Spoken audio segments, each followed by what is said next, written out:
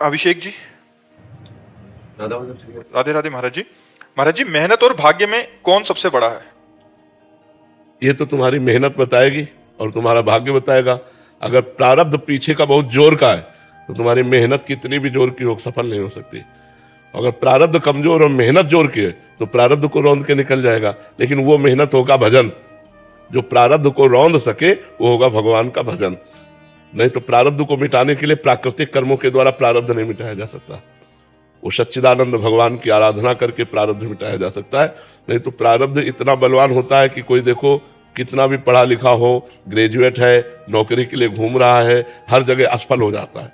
उसका प्रारब्ध बहुत जोरदार है जो उसको गिरा रहा है। एक आदमी है कि मंद बुद्धि का है, कोई प्रयास नहीं है, लेकिन उसका प्रारब्ध बहुत जोरदार है। वो प्रारब्ध का अच्छा प्रारब्ध है तो उसका भोग कर रहा है। इस समय वो गलत चल रहा है लेकिन उसकी उन्नति हो रही है क्योंकि उसका प्रारब्ध पुण्य जोरदार है और वो बहुत अच्छा चल रहा है, धर्म से चल रहा है, लेकिन उसका प्रारब्ध गिरा हुआ है तो उसको बार बार गिरा देता है। तो ऐसे प्रारब्ध को कंट्रोल करने के लिए तपस्या, साधना, इसके सिवा नहीं हो सकता। अगर हम भगवान के लिए अपना जीवन अर्पित करके नाम जप करें तो प्रारब्ध बदल सकता है, या प्रारब्ध रहते हुए भी हम उन्नति को प्राप्त हो सकते हैं। प्रारब्ध अपना प्रभाव दिखाता रहेगा।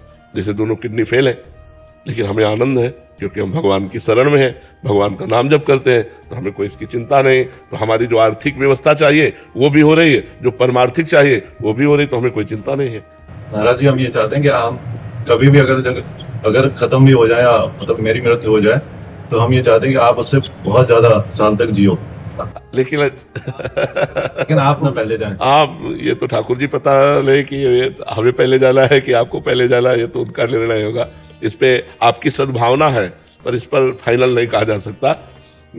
सुनो भरत भावी प्रबल, भावी माने वही प्रारब्ध। सुनो भरत भावी प्रबल, बिलख कहो मुनिनाथ, हानि लाभ जीवन मरण जस अपजस विधि हाथ। ये उनके हाथ में है कि वो कब कहाँ किसका कैसा। पर हमें लगता है कि आप बहुत पवित्र हृदय के हैं।